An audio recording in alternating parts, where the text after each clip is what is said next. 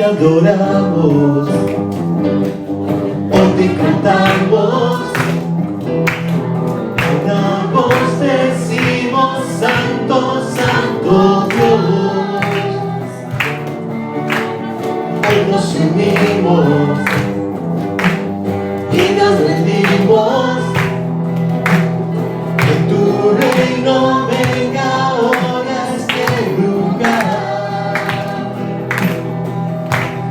Padre nuestro, eres santo, tú que habitas en lo alto, venimos a adorarte a ti, como en el cielo, te adoramos solo a ti, como en el cielo,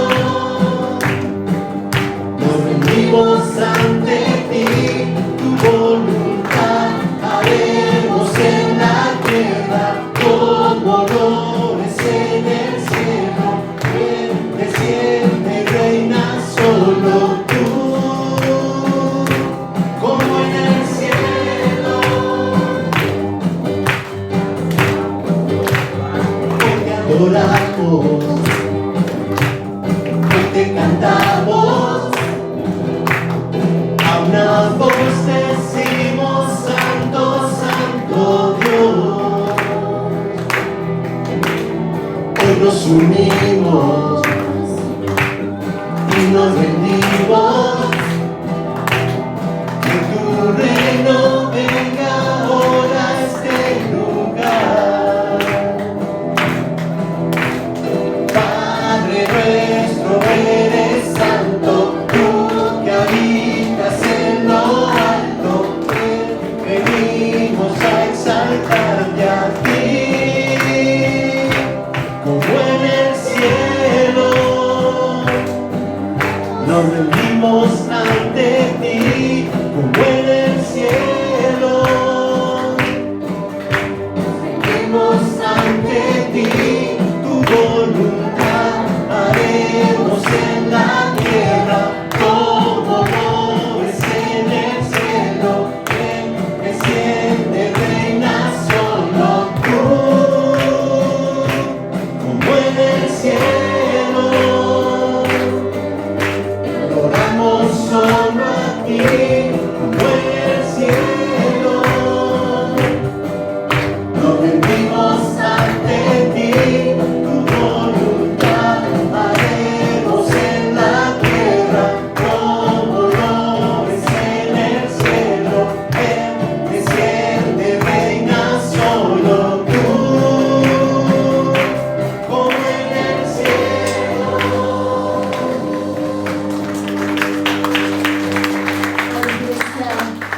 Dice la canción, como en el cielo, que se haga aquí tu voluntad, papá. Bendice estas ofrendas, Señor. Úsalas conforme sea tu voluntad, Señor. Úsalas para el bien de la iglesia, Señor. Y bendice, Señor, esta predicación que viene ahora. Que tu palabra, Señor, sea impactada, Señor, a nuestros corazones, Señor. Y que seas tú que esté hablando por medio de la pastora. En el nombre de tu Hijo amado, bendigo todo lo que tú vas a hacer en nosotros. Amén y amén. Por este asiento, Miri va a salir con los niños y la pastora va a dar la palabra.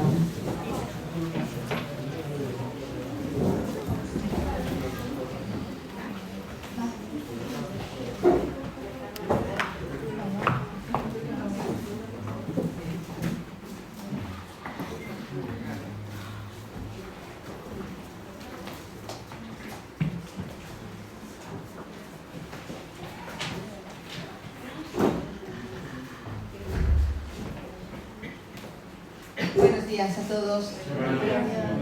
Venimos de domingo especial en domingo especial, ¿eh? Hace 2 domingos decíamos, este domingo especial porque nos visita el apóstol Daniel Chamorro. El domingo pasado decíamos domingo especial porque hemos celebrado bautismo. Y hoy es domingo especial porque tenemos a nuevos hermanos que hace tiempo que no veíamos, que están aquí, y hermanos nuevos que hace tiempo querían venir y hoy han podido venir, gracias a Dios. Así que hoy es un día de celebración completa. Además, los recién bautizados van a poder tomar parte de la cena del Señor. Así que es un día especial también. Y siempre que el Señor está, es especial. Él lo hace todo muy, muy especial. Hoy vamos a hablar un poquito acerca de Él. Vamos a hablar de Él. Vamos a ver cómo procede, cómo hace las cosas, cuando actúa, cuando espera, porque eso nos hace bien a nosotros. Yo he titulado este mensaje, No te ahogarás. No te ahogarás. Vamos a empezar con un texto que está en el libro según San Marcos, en el capítulo 6, a partir del versículo 45, que dice así. Enseguida Jesús hizo que sus discípulos subieran a la barca y se le adelantaran al otro lado, a Betsaida, mientras él despedía a la multitud. Cuando se despidió, fue a la montaña para orar. Al anochecer, la barca se hallaba en medio del lago y Jesús estaba en tierra solo. En la madrugada vio que los discípulos hacían grandes esfuerzos para remar, pues tenían el viento en contra. Se acercó a ellos caminando sobre el lago e iba a pasarlos de largo.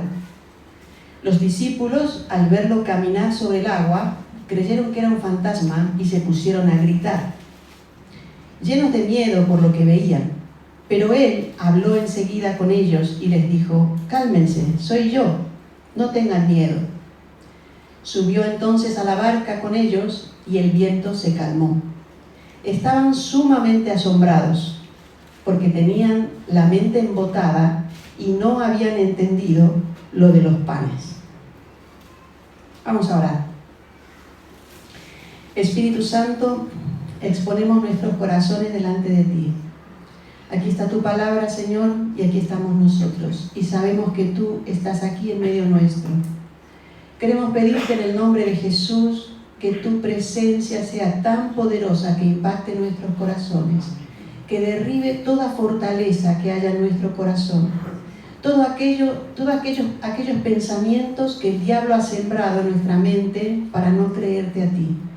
Los echamos fuera en el nombre de Jesús y declaramos en el nombre de Jesús que el diablo no nos va a robar nada de lo que tú quieres darnos hoy.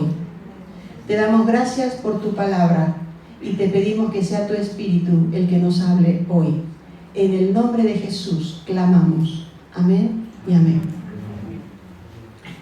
Muy bien, vamos a analizar un poquito el contexto de esta situación. Siempre que leemos un texto no nos tenemos que quedar solamente con la palabrita con lo que estamos leyendo, sino que hay que ampliar un poco el panorama, ¿no? Y se llama el contexto. Resulta que en este pasaje los discípulos, y el Señor había dado de comer a más de 5.000 personas ese día, que no es poco, ¿se acuerdan del pasaje ese, no? Ese pasaje es muy conocido.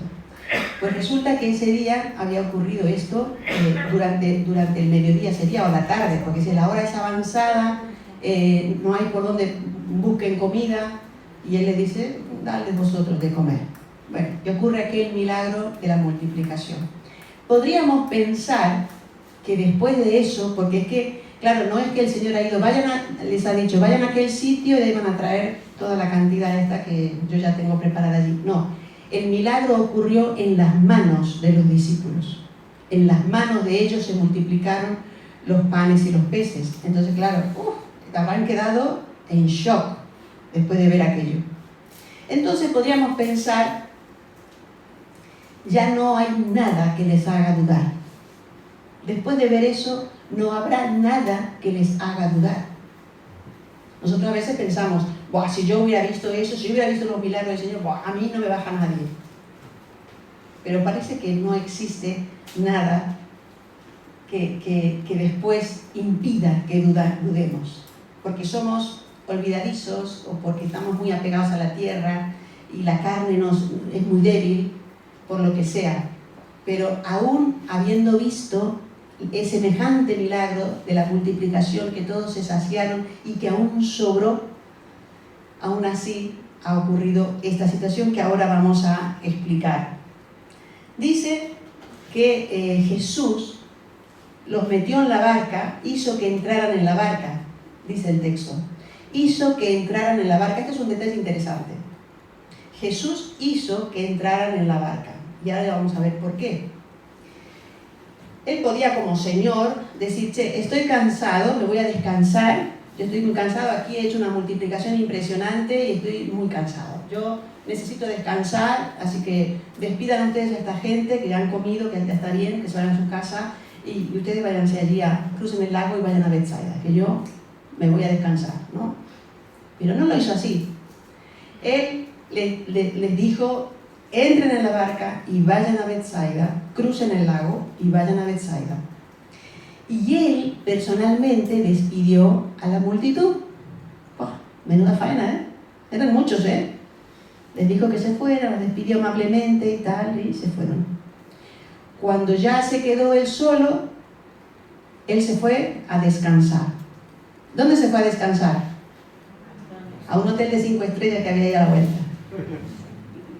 Se fue al monte a orar. Se fue al monte a orar. Uy, esto me pega en el hígado a mí. Cuando llega la noche y dice, voy a orar. No, estoy cansado. ¿Sí? Pues el Señor descansaba en la presencia del Padre. Ese era su reposo. La presencia del Padre. Ese era el descanso de Él. Y por lo que se ve, no durmió en toda esa noche. Por lo que se ve en el texto, prácticamente no dormiría. Él despide la multitud y se va a orar. Dice que cuando llegó la noche, esto imagínense, es la tarde, el atardecer, los despide, se van. Cuando llegó la noche, él los vio que estaban en el lago y dice que ellos estaban remando con dificultad porque el viento les era contrario. Imagínense la escena, ¿eh? Está en el monte, allá abajo está el lago y él los ve que está allí. Yo pienso, no era una noche de luna llena para que él vea la barquita allí. No, había una tormenta. Había una tormenta. Él lo ve igual. Él lo ve. Están con dificultad. Y eso me enseña a mí que en toda mi dificultad Él me ve. Él sabe que yo estoy pasándolo mal. Él lo sabe. Ahora yo me pregunto, ¿por qué no hizo nada?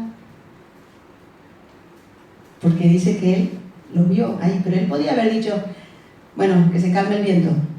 Y los discípulos van tranquilitos, a buen ritmo, llegan a Betsaida, tal como era la orden. Él los ve, pero no hace nada. Muchas veces vamos a estar remando contra el viento y parece que Jesús no hace nada. Y efectivamente, Jesús no quita la tempestad en ese momento como nosotros quisiéramos. Pero ¿sabes qué? Él tiene algo mayor que mostrarte. Él va a hacer algo mucho más grande. Si Él hubiera calmado ahí la tempestad, no estaríamos hablando de lo que luego vamos a ver, que es impresionante. Él está ahí. Y por otro lado, el detalle que les decía, Jesús los hizo entrar en la barca para que se fueran allí. A los discípulos la tormenta les tomaría por sorpresa, me imagino yo, aunque eran avesados en el mar. A ellos les tomaría por sorpresa, pero a Jesús no. Jesús sabía que iba a haber una tormenta. Esto me muestra que hay tormentas que son inevitables. Porque Dios tiene un propósito en esa tormenta. Entonces Dios va a permitir que ocurra esa tormenta en tu vida. Y tengas que remar y remar contra el viento es contrario. Y te tendrás que aferrar a orar como nunca en esas tormentas. Porque hay un propósito y Dios te deja ahí en la tormenta. Te deja ahí porque Él tiene un propósito mayor. Hay algo más grande delante. Hay algo maravilloso que viene detrás. Después de remar contra el viento en medio de la tormenta. No sé si a ustedes les pasa, pero a mí me pasa muchas veces, que cuando viene una tormenta, primero hago uso de mi imaginación de mi inteligencia, de mi astucia y de mis capacidades. Esto lo voy a resolver así, así, así, así. Y cuando ya la cosa está ahí, Señor, ayúdame, ayúdame. Algo así les pasaba a estos chicos que estaban ahí remando, porque en ningún momento dice que ellos oraran, ellos ya sabían. En este momento ya había pasado el sermón del monte, ya había enseñado el Señor, pedid y se os dará, buscad y hallaréis, llamad y se os abrirá. Ya había enseñado el Señor todo eso, les había enseñado a orar, lo que está en el sermón del monte. Pero ellos no habían hecho nada. Yo cuando leía decía, joder, Señor, desde la montaña ya los estás viendo que están remando con dificultad y no hacen nada. Y después dice el texto que él va caminando sobre las aguas y dice que hacía como que pasaba de largo. Pero esto, están ahí peleando toda la noche y el Señor hace como que pasa de largo. ¿Qué pasa? Señor, ¿qué pasó? Él tiene un propósito. Él tiene un propósito. Y quizás sea, esas son elucubraciones mías, ¿no? Que ellos estaban ahí en remar en sus habilidades para luchar contra esa tormenta. Esa era su profesión. Ellos eran pescadores, sabían de lo que estaban haciendo y en eso estaban ocupados. Entonces Jesús diría, no me necesitan. Bueno, va a pasar largo. Ya los espero yo en Betsaida, ¿no? Pero entonces estos alcanzan a verlo. ¿Y qué pasó? Dice que empezaron a gritar que creían que era un fantasma. No le reconocieron. No le reconocieron. A veces es difícil de entender este pasaje en el sentido de que ¿por qué no le reconocieron? Bueno, puede ser que la tormenta, el viento, el agua ahí, y lo vieron, claro, tampoco era normal, ¿no? Ver a un hombre caminando sobre el agua. Jesús es que hace cada cosa. La cuestión que ellos pensaron que era un fantasma. No reconocieron al Señor. Y empezaron a gritar. ¡Ah! Imagínense 12 hombres ahí en esa barquita gritando porque creían que era un fantasma. Y entonces interviene el Señor y les dice, ánimo, soy yo. Tranquilos. Esta versión dice, cálmense, soy yo, no tengan miedo.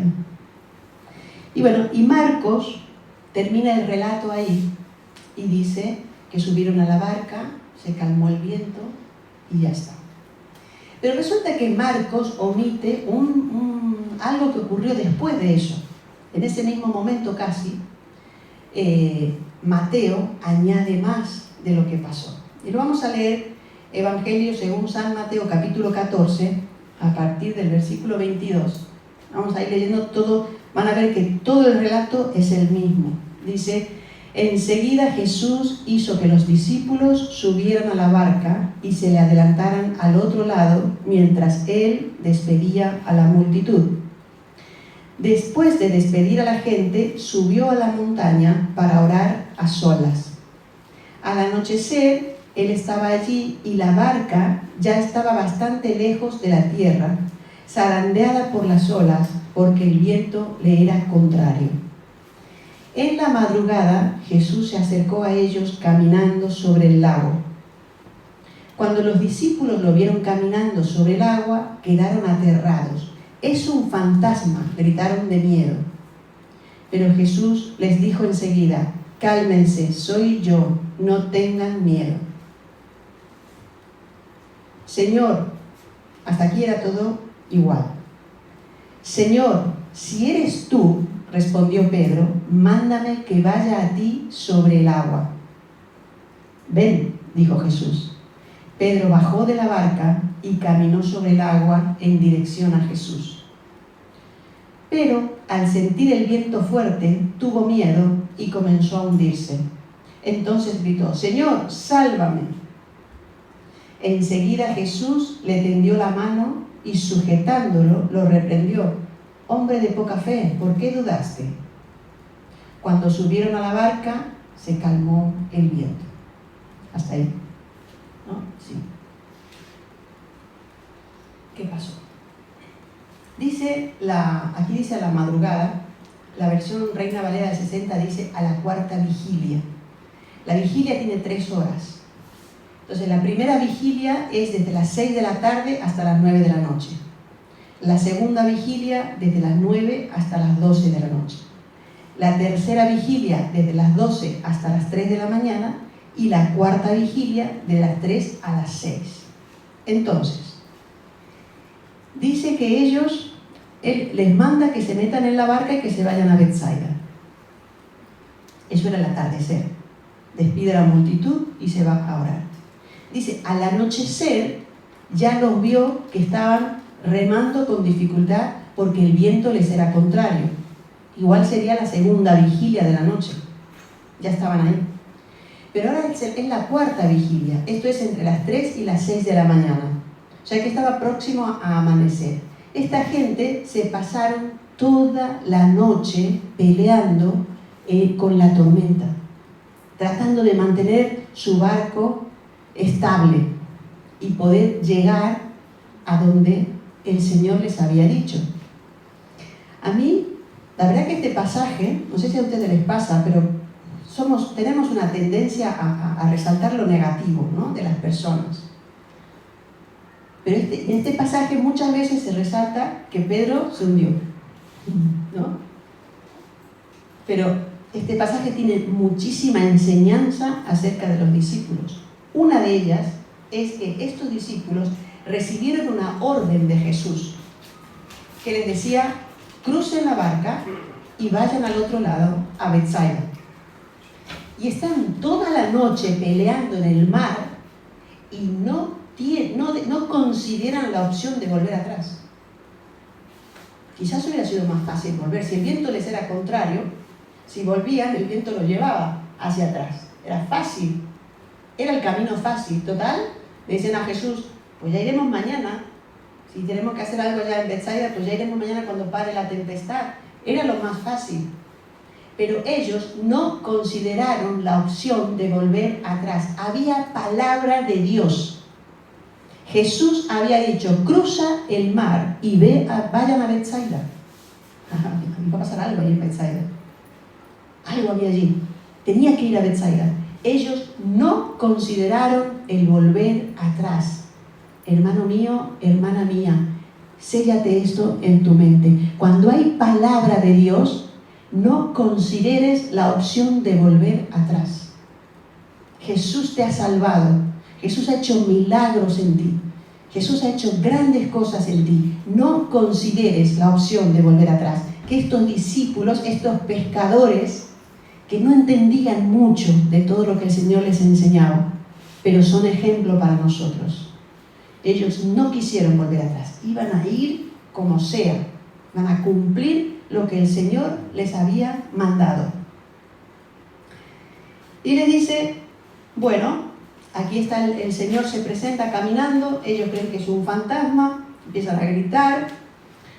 Ahí Jesús les tiene que hablar, y ya cuando les habla, ellos le reconocen y le dice, ánimo, soy yo, no tengáis miedo, aquí estoy.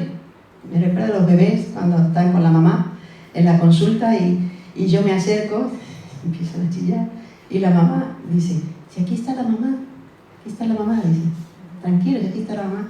Pues así es, le dice Jesús, aquí estoy yo, soy yo, tranquilo. Y Pedro procesa rápido todo lo que está pasando. Pedro era una luz, Pedro era muy veloz, a veces demasiado. Entonces él procesa y dice que él quiere caminar sobre las aguas. El texto dice, Señor, si eres tú, manda que yo vaya a ti caminando sobre las aguas. Si eres tú, respondió Pedro, mándame que vaya a ti sobre las aguas. Dos cosas veo yo aquí en este discípulo del Señor. Primero, quiere hacer lo que hacía Jesús.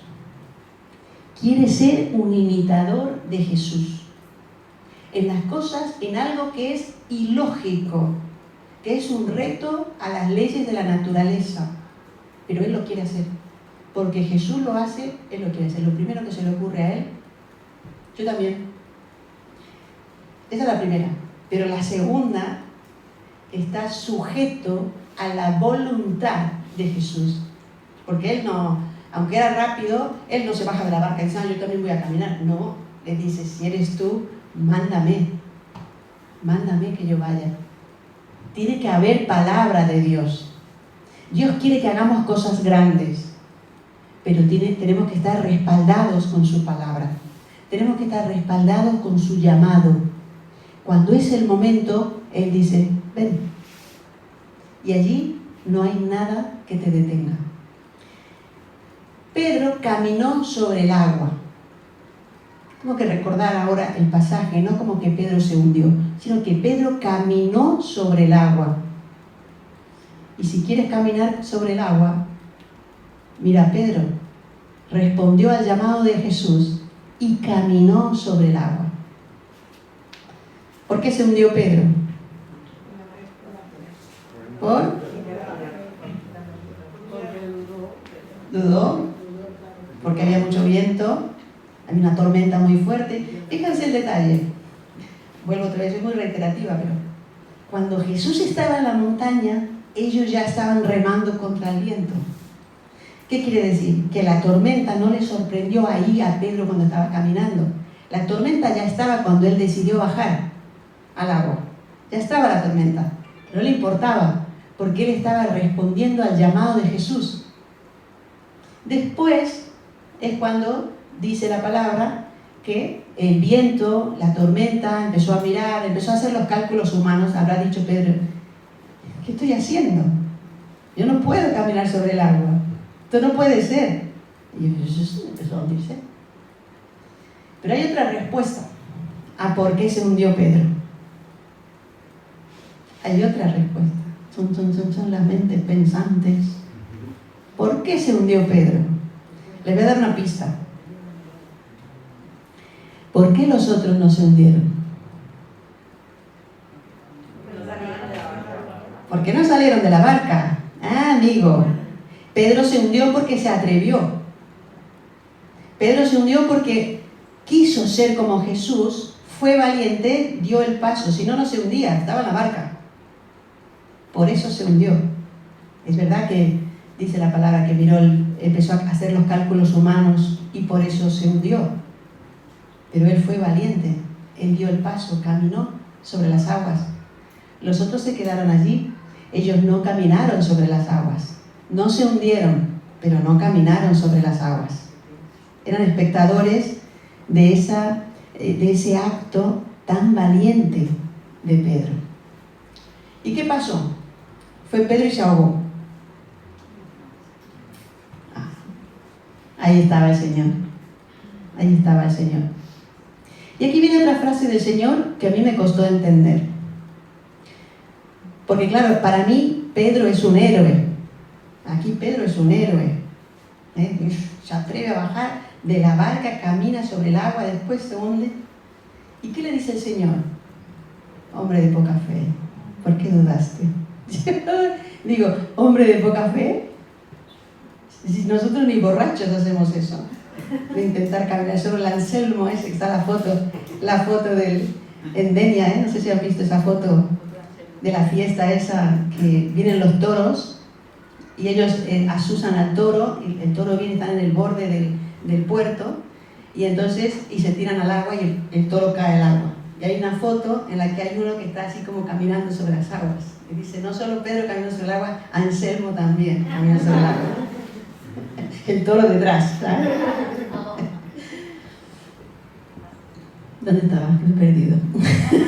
Hombre de poca fe. Hombre de poca fe. ¿Cómo puede ser que le diga hombre de poca fe? Si era un héroe Pedro aquí, si se atrevió. Pero el Señor no estaba hablando de la cantidad de fe. No estaba hablando de la cantidad de fe. Estaba hablando de la permanencia de la fe. ¿Cuántas veces nosotros tomamos decisiones para el Señor? Vamos a hacer esto, sí, yo voy de ahora en adelante, sobre todo los 1 de enero, o para el 31, o para en diciembre, empezamos a tomar decisiones. Desde el 1 de enero yo voy a orar 5 horas al día, voy a leerme tantos capítulos de la Biblia todos los días, voy a hacer esto, voy a hacer aquello, y porque yo tengo fe. Y cuando pasa febrero, ya En febrero ya estamos pensando si quizás el año que viene sería una buena idea, ¿no? Jesús está reprendiendo la falta de constancia en la fe. O sea, que vamos y vamos, pero nos desanimamos. A eso se refiere el Señor cuando le dice hombre de poca fe. Claro que tenía mucha fe. Claro, si el Señor dice que se agrada de los que tienen fe, eso le agrada a Dios, que mostremos fe. ¿Cómo no le va a agradar a Dios que Pedro haya decidido caminar sobre el agua? Estaba contentísimo el Señor. Pero ahí estaba él y le sacó. Pedro no se equivocó. Jesús le hizo vivir una experiencia increíble a Pedro. Esto fue tremendo para la vida de Pedro.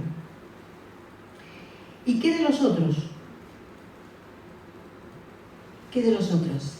Los otros también eran seguidores del Señor. Los otros también remaron contra el viento.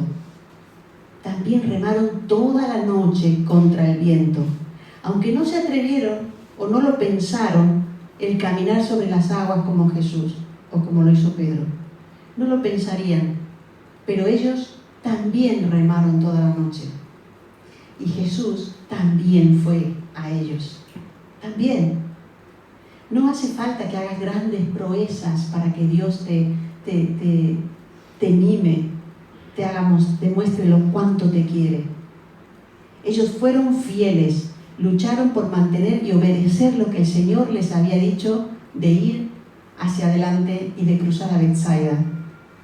Después leemos, en los 2 evangelios, dice que allí la gente buscaba a Jesús. Allí se hicieron cantidad de milagros. Resucitaban muertos, los endemoniados eran liberados. Y dice que la gente solamente quería tocar el manto para ser sanada. Era una brutalidad de milagros que ellos vieron que ocurrieron allí en Betsaida. Por eso yo quería decirte en esta mañana que a veces quería centrarme en esto. A veces Dios parece que no escucha. Yo no sé cuál es tu tormenta. Yo no sé cuál es tu dificultad, tu viento en contra. Pero pasamos por tormentas y a veces son muy duras.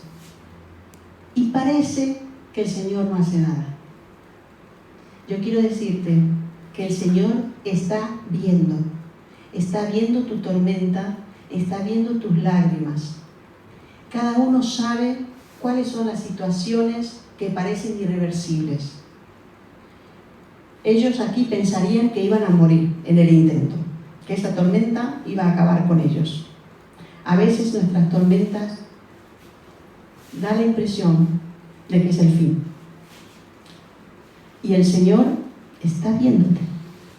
El Señor está viéndote. A veces puede ser una salud que no se recupera.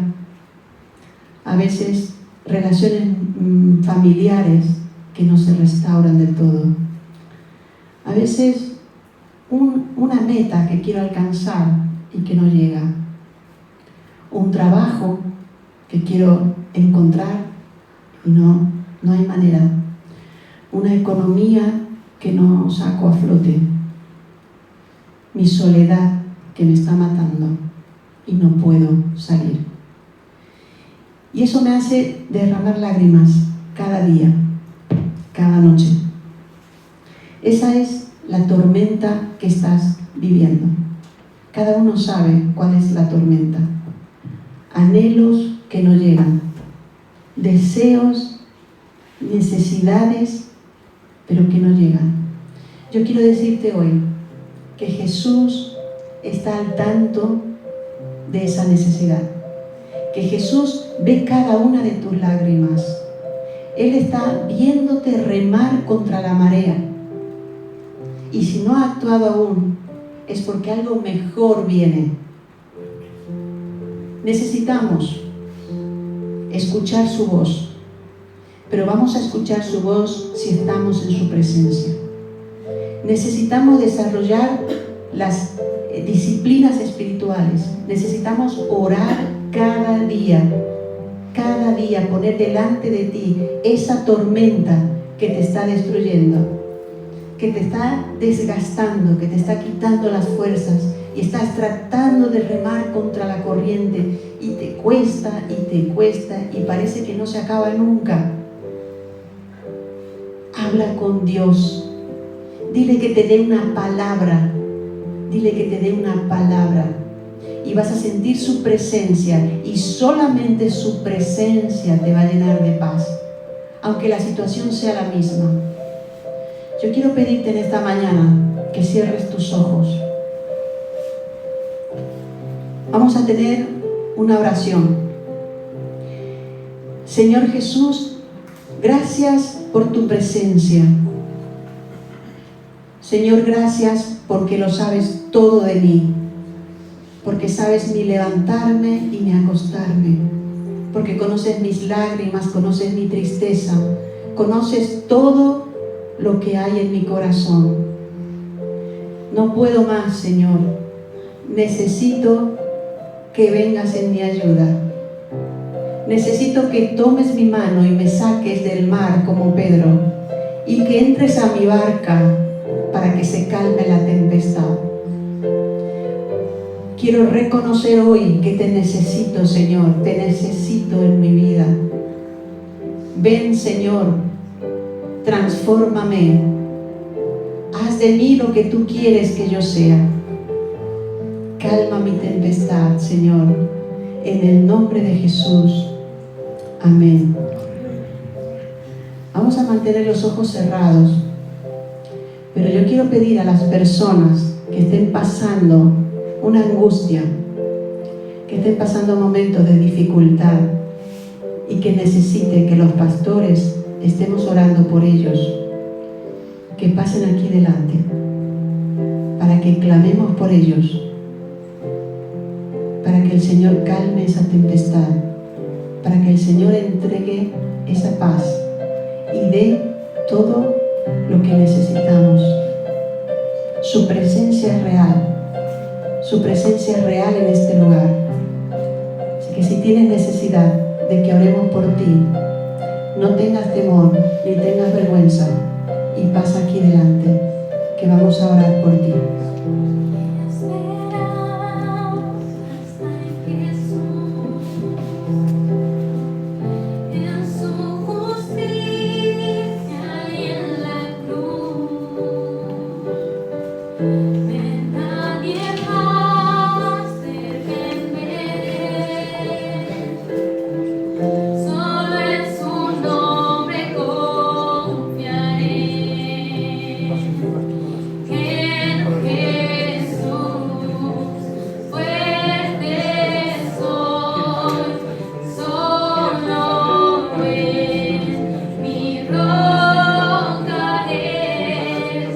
Sobre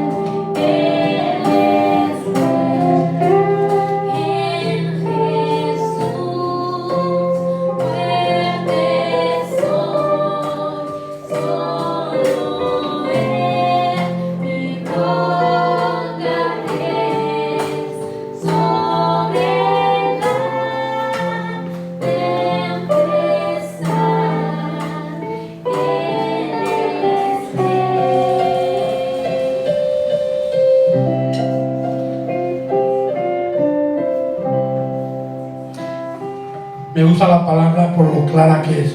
El que no la entiende es porque no quiere. Claramente a Pedro, a pesar de lo que había hecho de andar por el agua, lo acusa o le declara que es un hombre de poca fe. A otros le dice, porque tengo contra ti, por ejemplo, que has perdido tu primer amor. Siempre está claro, directo, al corazón. El que no lo entiende porque no quiere. Si a Pedro, que caminó por el agua, lo acusó de poca fe, ¿qué nos diría a nosotros? ¿Cuántos pasos has dado tú por encima del agua? ¿Cuántos? ¿Qué te diría a ti Jesús? Requisitos para ser parte de la iglesia, para identificarnos en la sociedad como iglesia, podemos verlo en el libro de Hechos. Así que los que recibieron su palabra fueron bautizados. Y se añadieron aquel día como 3.000 personas, en un día 3.000 convertidos. Y dice, y perseveraban en la doctrina de los apóstoles, o sea, en la palabra de Dios, que es lo que hoy hemos hecho. Perseverar cada semana, cada domingo, cada jueves en la palabra de Dios. Nuestra regla de fe es la palabra de Dios. Y puntualizamos Cristo y su sangre derramada en la cruz en el Calvario. En la comunión unos con otros, en la fraternidad, en el partimiento del pan y en las oraciones. Entonces, el partimiento del pan es lo que hoy vamos a hacer. Para ser parte de iglesia es el pan, el vino, las oraciones, la comunión y la doctrina de los apóstoles. Sin el símbolo del pan y el vino no hay perdón de pecados. Nuestro perdón de pecados viene a mí a través de ese sacrificio de Jesús. El pacto hecho de Dios con Abraham fue imperfecto, por eso hubo la necesidad de un nuevo pacto. Hebreos 8 lo explica muy bien, que si hubiese sido perfecto el primer pacto, no hubiera hecho falta un nuevo pacto. Entonces, el pacto de Jesús es perfecto y se da públicamente a conocer a través del pan y el vino, que nos recuerda lo que pasó en el Calvario. El pan y el vino no tienen ningún poder mágico, ni cambia vidas, ni hace milagros. El pan y el vino solamente son símbolos de lo que Cristo hizo en la cruz por el perdón de tus pecados. Que Jesús te amó tanto que murió y derramó su sangre. Él mismo dice, nadie me quita la vida, nadie tiene autoridad para quitarme la vida. Lo que yo mismo la doy. Tengo poder para darla y tengo poder para volverla a tomar.